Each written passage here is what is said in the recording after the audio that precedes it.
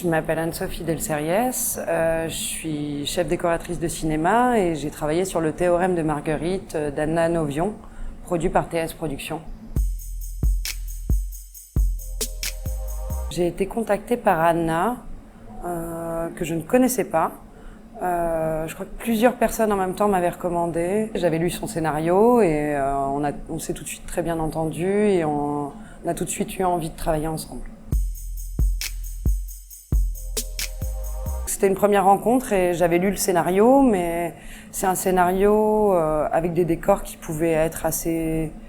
Enfin, une colocation, l'ENS, donc on voit ce que c'est, un quartier chinois.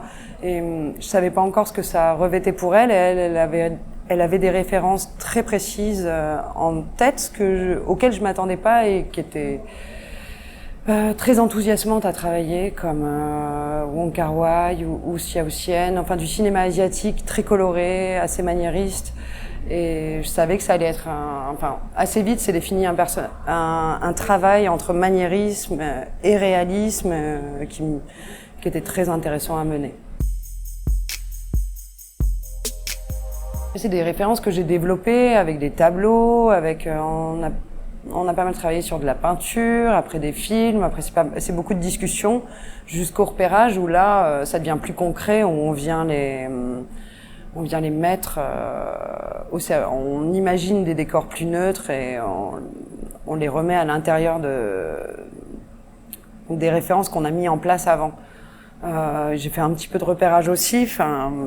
La question des successions d'univers au sein du film est importante. Il y a le quartier chinois, on se demandait si on prenait Belleville ou les Olympiades, on visitait. Je connais bien les Olympiades et la porte d'Ivry, la porte de Choisy, et c'était un espace qui me semblait intéressant à traiter, une forme de modernité qui aujourd'hui est passée, mais des années 70.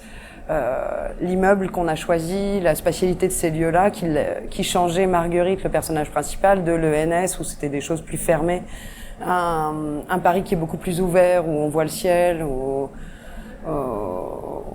ça grouille plus. Enfin voilà, on a défini comme ça des axes avec Anna au sein des décors. On mêle la phase de préparation de dessin en même temps que les repérages à proprement dit. On a eu du mal à trouver l'appartement, on en a visité beaucoup.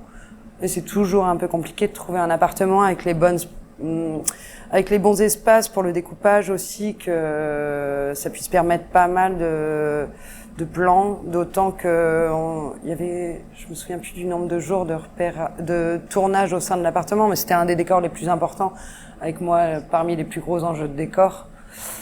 Je sais pas, je dirais que ça a duré 1 mois, les repérages, où on y va en plusieurs phases, quoi. Cet appartement, c'était compliqué. Il y avait la question aussi du serrurier, qui est passé par plein d'autres métiers, mais donc de leur logeur qui leur sous-loue donc à Marguerite et sa colocataire, qui leur sous-loue un appartement. Et donc il y avait ce serrurier, on avait du mal à trouver une boutique, la refaire entièrement était compliqué. Et on a frappé aux portes jusqu'à tomber sur une serrurerie qui nous a accepté, un lieu un peu incroyable et qui amène du réalisme et en même temps... Voilà, ça doit être un peu intriguant aussi parce qu'il y a les parties de mahjong en arrière-salle et c'était beaucoup de discussions là-dessus. Il y a très peu de construction dans le film, par contre, un petit peu, mais c'est plutôt de l'accessoirisation meuble, des remaniements, notamment dans l'appartement. Mais on n'a même pas vraiment mis de cloison, ce qui peut arriver assez régulièrement, mais là c'est pas le cas. On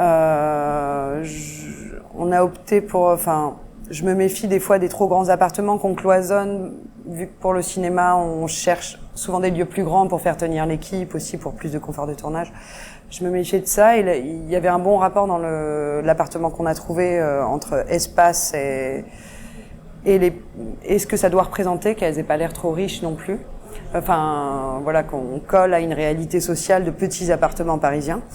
Et donc, mais dans l'appartement, il y avait un bon entre-deux Mais par contre, il y a eu un énorme travail de peinture et de recréation. Enfin, l'appartement ressemblait pas du tout au même. Beaucoup de petites constructions au sein de la cuisine, du salon, pour lui donner un air d'exotisme aussi. Parce qu'on est dans le quartier chinois, c'est tenu par un Chinois, et on voulait amener ça comme l'impression d'étrangeté qu'on a quand on arrive dans un pays étranger, ou ce qui est pour Marguerite, qui est un voyage, et elle se retrouve complètement déracinée, mais va prendre goût à une nouvelle vie. Il y a Jacques, évidemment, la lumière. Pour moi, à chaque fois que je fais des décors, la collaboration avec le chef opérateur, c'est primordial. Et en fait, mes décors n'existent pas sans lumière, mais en même temps, leur lumière n'existe pas sans décor. C'est vraiment un travail conjoint, et ça a été un peu particulier sur le Théorème parce que Jacques Giraud, donc le chef opérateur, est arrivé une semaine ou deux avant le tournage. Il a remplacé le père d'Anna qui devait éclairer le film, donc ça a été assez dur pour Anna. Et ça, mais ça a un peu changé la ligne du film. Mais ça a été assez chouette en fait d'avoir un rafraîchissement aussi de ce qu'on voulait faire en cours de route, juste avant le tournage. Et finalement, il y a des choses qui ont été un peu remaniées, et je pense pour le mieux. Ça a finalisé, ça a donné une autre teinte au film, et ça a été un boulot très chouette. Enfin, ça l'était avant aussi, mais en tout cas, je pense que, je suis très contente du résultat auquel on est parvenu avec Jacques. Et de ce qu'il a fait à l'intérieur du film, et son découpage, son cadrage, qui servent les décors et le film et les ambiances. Déjà, je suis flattée que mon travail a été reconnu. C'est vrai que le travail de décor, on le remarque plus sur des films d'époque ou des films de science-fiction. Là, c'est un film contemporain avec des lieux, je dirais qu'on connaît, une colocation, quelques univers un peu moins connus, mais je suis ravie que ça puisse mettre en valeur un travail peut-être plus modeste que sur un film aussi que des films à gros budget. Là, c'est un film d'auteur où on avait un budget limité, mais il y a eu c'est un film dont je suis très contente du travail qu'on a accompli ensemble, d'une collaboration qui était à la fois agréable et riche, et j'espère qu'on a réussi en tout cas à donner quelque chose de très fouillé et de cohérent, et une image qui fait un peu rêver.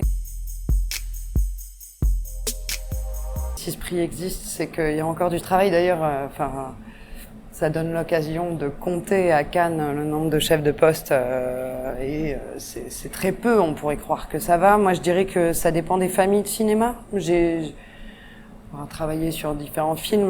Je trouve que il y a des grandes disparités selon les films sur la répartition et les prises de décision au sein d'un film entre hommes et femmes. Mais personnellement,